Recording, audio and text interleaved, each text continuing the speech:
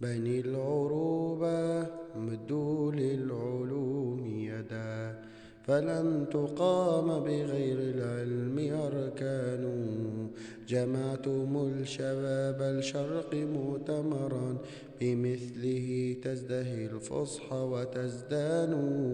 لا تبتغوا غير إتقان وتجربة، فقيمة الناس تجريب وإتقان.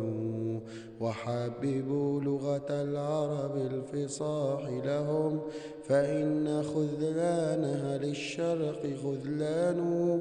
قولوا لهم أنها عنوان وحدتهم، وأنهم حولها جند وأعوان.